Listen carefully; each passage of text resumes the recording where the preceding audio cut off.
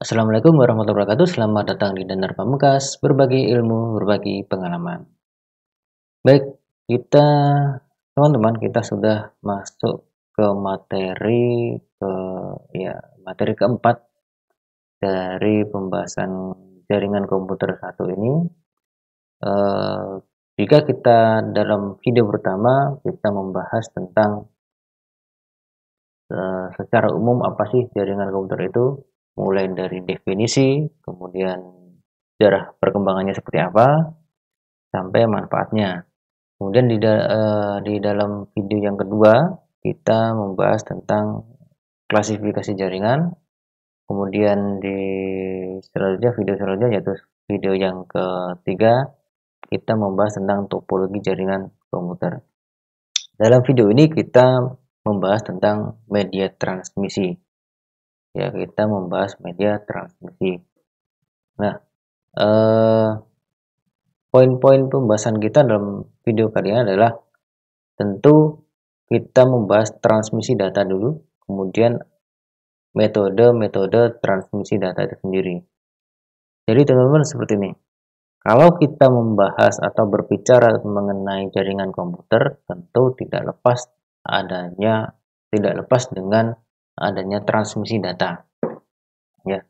Jadi kita kembali ke video atau ke materi-materi sebelumnya tentang definisi jaringan komputer itu sendiri, bahwasanya jaringan komputer adalah dua komputer atau lebih yang saling berhubungan dan bisa saling berkomunikasi. Poinnya di sini adalah, atau saksi bahasan kita adalah saling berkomunikasi. Jadi ketika ada komputer satu dengan komputer yang lain saling berkomunikasi, berarti ada pertukaran data, ada transmisi data di situ. Nah, kemudian hal-hal yang terkait dengan transmisi data yang perlu kita ketahui adalah, pertama adalah data itu sendiri. Ya, data itu sendiri kalau dalam pengertian secara bahasa ada entity yang mengandung suatu arti. Kalau teman-teman biasanya dalam membahas basis data itu biasanya ada istilah fakta yang di lapangan, itu bisa disebut dengan data. Nah, tentu saja tiga hal ini atau data, sinyal, dan transmisi tentu saling berkaitan. Dalam artian gini, ketika ada perpindahan data dari komputer satu dengan komputer yang lain, berarti data tadi, misalkan data kan banyak ya, jenis data kan banyak, ada data suara, data gambar, data cahaya, data warna, dan seterusnya. Itu akan dipindahkan atau dikirim ke komputer yang lain. Nah, sebelum dikirim berarti harus ada signaling di sini, harus ada signaling atau harus ada tindakan merubah ini ya, merubah jadi ya. Jadi kalau kita teman-teman sudah familiar dengan sinyal HP dan seterusnya ya, seperti ini dia. Ada data apapun itu jenis datanya, kemudian yang mau dikirimkan ke komputer yang lain atau ke device yang lain, data tersebut akan dirubah dulu menjadi sebuah sinyal. Tentu sinyal ini disesuaikan dengan media yang akan digunakan. Ya, sinyalnya sesuai dengan media yang akan digunakan. Entah itu media kabel, entah itu media non kabel, ya. Tentu nanti medianya sendiri kita akan membahas dalam video berikutnya. Khusus kita akan membahas tentang jenis-jenis media transmisi. Kemudian setelah jadi urutannya gini, ada data dari misalkan dari komputer satu ke komputer yang lain. Ya, misalkan ini seperti ini komputer satu gitu ya. Ini komputer 2, kemudian terhubung dalam sebuah jaringan misalkan. Berarti ada misalkan data apa? Data kata gitu ya, data kata. Nah, kata ini akan dikirim ke komputer yang kedua ini. Nah, kata ini akan dirubah ke dalam sebuah sinyal. Bisa jadi sinyal digital, misalkan ya 01 menjadi biner, 01, 00, 11, dan seterusnya misalkan. Kemudian data ini akan ditransmisikan setelah menjadi sebuah sinyal, kemudian ditransmisikan, dikirimkan ke komputer yang dituju. Jadi ada data kemudian dirubah menjadi sinyal sesuai dengan medianya seperti apa, kemudian ditransmisikan. Ya, jadi itu ya alur atau hal-hal yang terkait dengan transmisi data. Kalau ada jaringan komputer, berarti ada data yang ditransmisikan, atau ada data yang dikirimkan, atau ada data yang dipindahkan dari komputer satu ke komputer yang lain. Kemudian jenis data sendiri itu tergolong menjadi dua secara garis besar ya. Data analog, di sini ada data analog. Ini data analog. Kita lihat di sini ada data analog, kemudian ada data digital. Nah, kalau digital, misalkan data analog, ya, contohnya adalah suara. Jadi suara manusia atau suara apapun itu yang tertangkap oleh teman-teman, yang bisa ditangkap oleh telinga kita, itu adalah contoh dari data analog. Kemudian ada grafik atau gambar dan seterusnya yang dapat kita lihat, ya, Kemudian cahaya dan seterusnya juga termasuk ada gelombang cahaya dan seterusnya, gelombang warna dan seterusnya, itu data analog. Kalau data analog sendiri kalau dalam bahasa adalah bentuk gelombang yang berkelanjutan atau kontinu. Jadi ketika teman-teman melihat gambar, itu adalah data analog. Ketika teman-teman melihat gambar di dinding, kemudian lukisan, atau teman-teman bisa membedakan warna antara warna merah dan warna putih dan seterusnya, itu termasuk data analog. Ketika teman-teman mendengarkan melihat cahaya, ya, melihat gambar, melihat cahaya, membedakan warna satu dengan warna yang lain, itu termasuk data analog. Kemudian kalau teman-teman mendengarkan sebuah suara, berarti juga ada data analog. Data digital itu adalah data yang tidak bisa kita lihat, ya, data yang tidak bisa kita lihat. Contohnya di sini ada data pada RAM atau memori, kemudian hard disk dan seterusnya, adalah termasuk data digital. Besarnya adalah 0 dan 1. 0 dan 1. Ya, ini data. Ada data analog dan data digital. Jadi apapun yang tersimpan dalam media elektronik berarti adalah datanya digital, bukan data analog.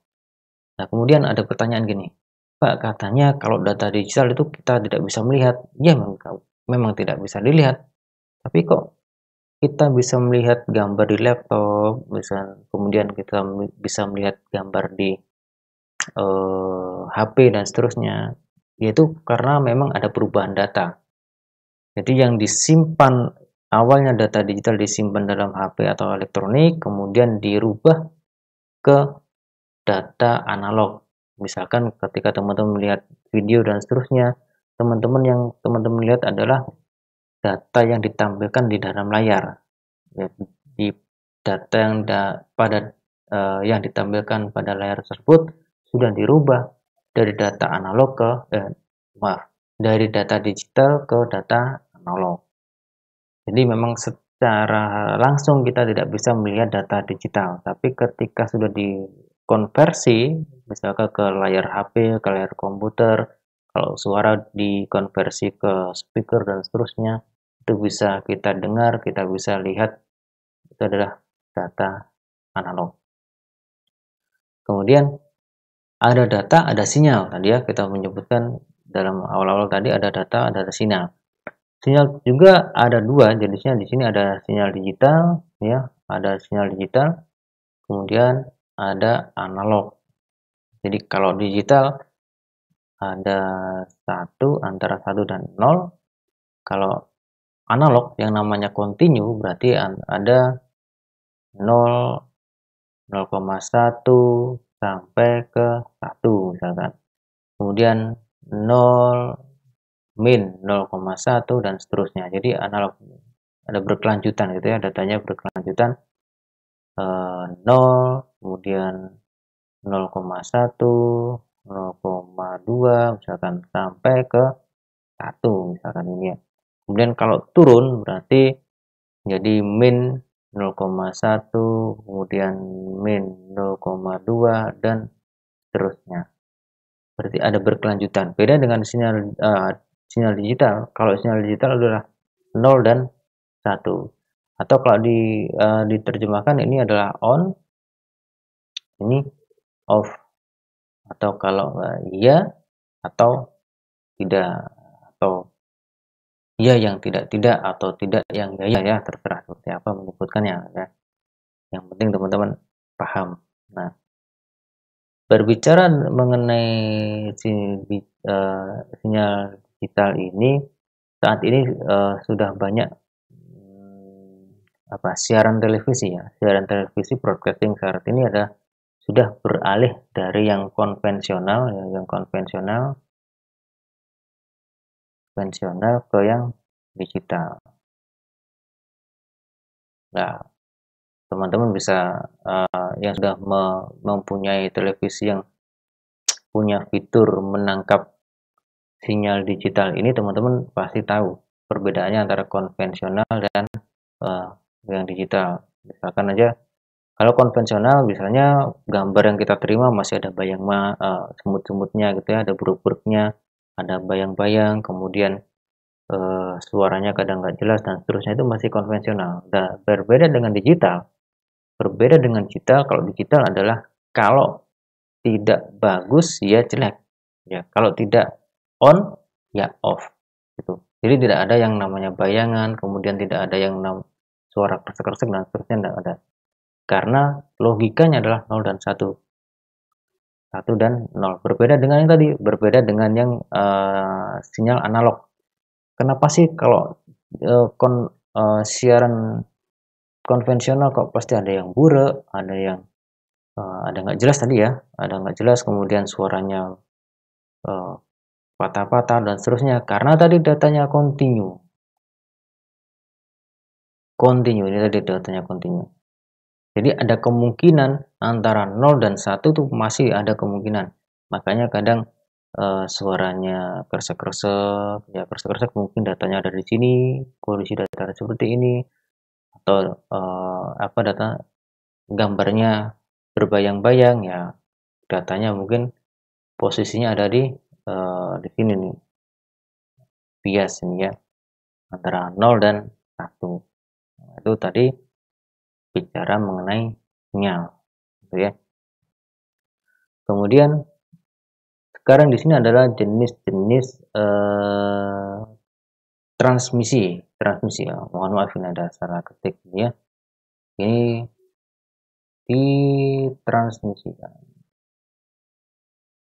Transmisi ya, ini semuanya ditransmisi. Ada 3 jenis ya metode transmisi. Ada yang pertama adalah simplex, yang kedua adalah half duplex, yang ketiga adalah full duplex. Ini adalah penggambarannya seperti ini ya. Jika simplex, sinyal ditransmisikan dalam satu arah. Jadi dalam artian, jika nomor 1 ini mengirimkan suatu data ke nomor 2 tidak bisa mengirimkan data ke nomor 1 dalam waktu yang bersamaan. Jadi maaf teman-teman.